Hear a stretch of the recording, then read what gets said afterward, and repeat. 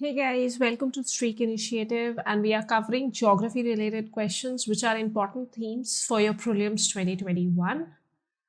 Before we move on to the question of the day, make sure to subscribe for Streak Initiative. You can find the link that is there in the description box, and you can access a lot of free UPSC related material once you register. Also, there's a Telegram group where you can carry out discussions and take care of your doubts with the mentors that are present there.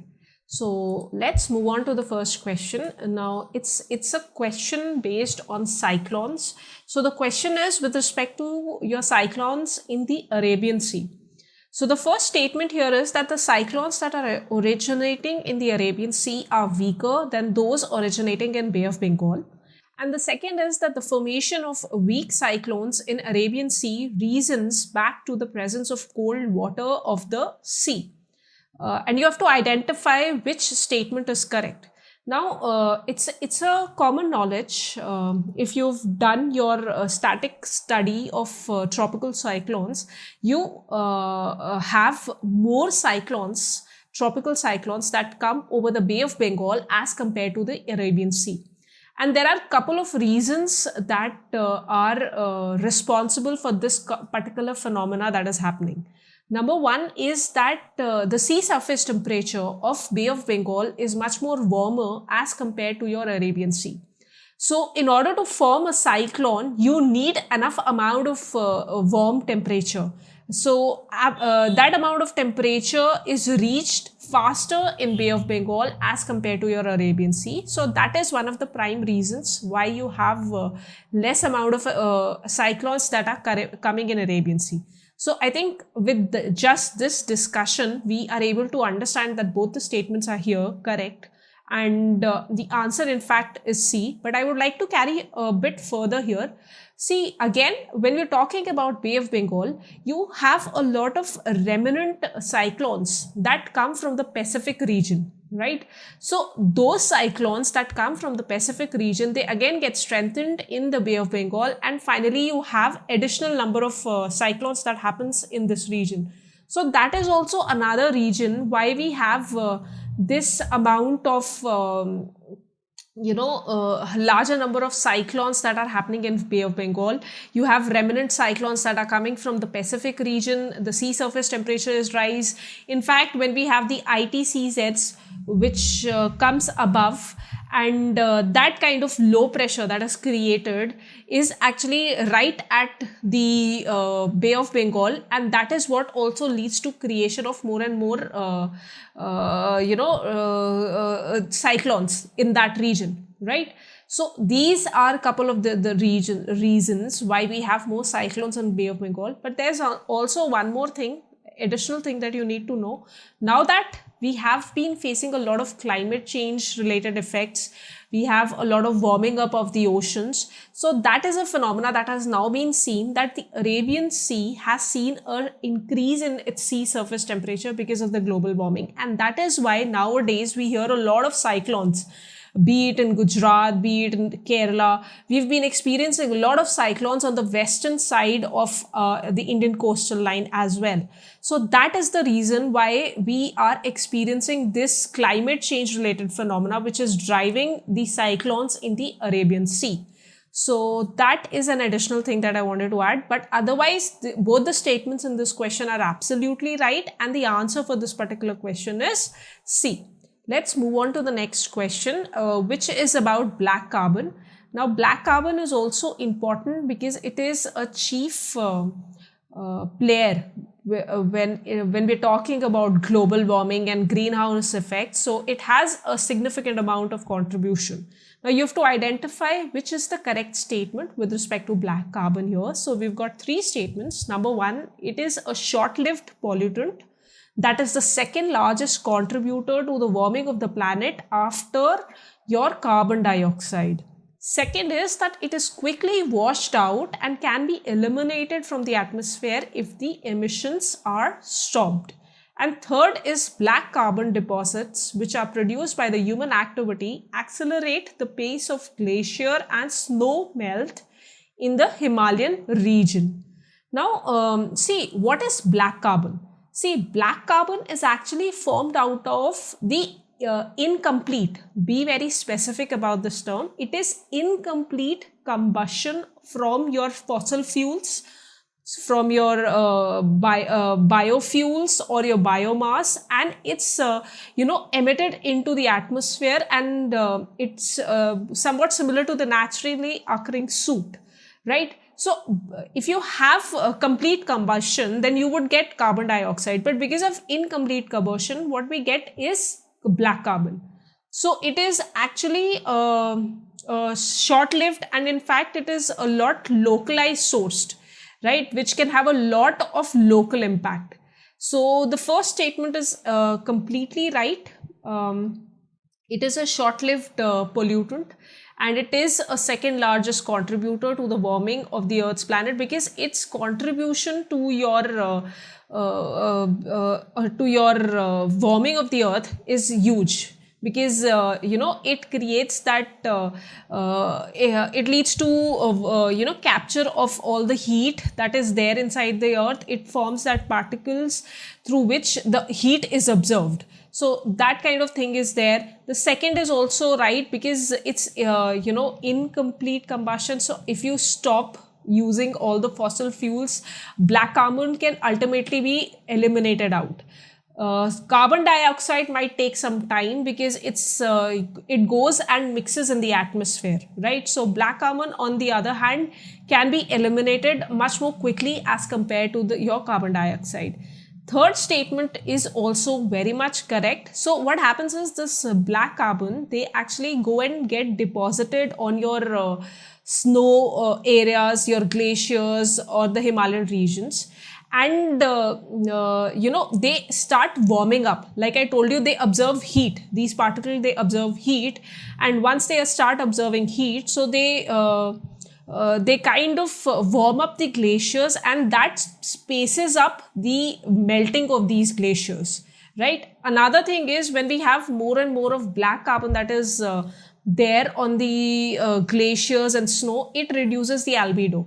The reflecting power of the Earth's surface is reduced because of that particular soot that is deposited on these glaciers. And I think glaciers are one of the primary factors through which albedo on the Earths happen. So that is also a bad effect that is created because of black carbon. So all the statements are completely right here. 1, 2 and 3, all answers are correct here. Let's move on to the next question. This is also an interesting question, and I think it is you can apply your mind and solve this question. Basically, you don't have to do a deep study behind what heat waves are. So the question here is, you have to identify which is the incorrect statement with respect to the favorable conditions through which heat waves are formed. Now, heat waves is something that has been in news for a lot of time. We see a lot of times, especially in South India, in Andhra and all these regions, heat waves become a major issue, and there have been a lot of deaths because of it, right? So what is a heat waves? As per IMD, if the maximum temperature of a station actually reaches 40 degrees Celsius for plains and 37 degrees Celsius for hilly areas, then that is considered as heat waves, right? Now, the first option here is that there is going to be an absence of atmosphere, of moisture in the upper atmosphere.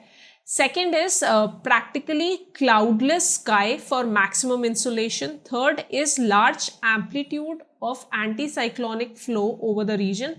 And fourth is closer proximity to coastal area.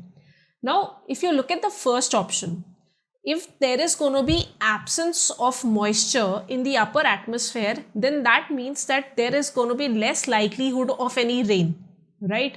And when you have less moisture, that means the air is going to be more and more dry, and there is going to be, and if you have dry winds, the intensity of heat is felt more. So automatically you can eliminate the first option, right? So if you have absence of moisture in the upper atmosphere, that logically means that you're going to have a severe conditions for heat wave. Second option is, again, practically cloudless sky for maximum insolation. So if you have cloudless sky, that means there is going to be a lot of radiation that reaches that particular area, right? Because when you have clouds, what do clouds do is they reflect some of the sunlight that is coming towards the earth. So that acts as a barrier through which insolation can be reduced. But if you have completely cloudless sky, all the solar radiations that are coming will come and practically be there on the earth and warm up that surface, right? So obviously this particular condition is also aggravating the idea for heat waves. Third is your large amplitude anticyclonic flow. Now what do you mean by anticyclonic flow? It means that this is basically a high pressure area. So high pressure area means that the winds are subsiding here. So you have winds that flow from the upper atmosphere and they come down to the ground, right? So high pressure area means that the winds is going to be much more warmer. They're going to be much more drier because the winds are moving from top to bottom. So as they come down, it is going to get more and more warmer and more drier. So conditions here are going to be more drier. And that is why a lot of times you've seen that all the areas where we have got high pressure zones, right, on the Earth's surface, high pressure zones are usually marked by desert-like conditions, right? So again, sea cannot be an option here. And lastly, you have close proximity to coastal area.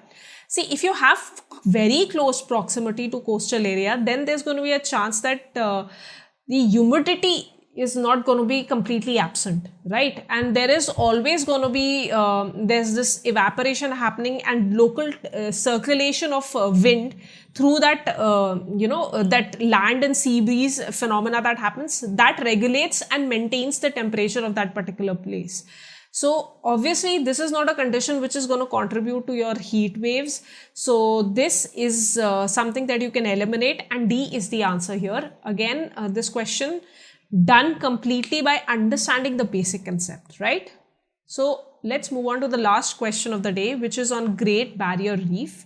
Now the first statement here is that it's the world's most extensive and spectacular coral reef ecosystem, which is composed of 900 islands. And second is that UNESCO has removed the Great Barrier Reef from the list of endangered World Heritage sites.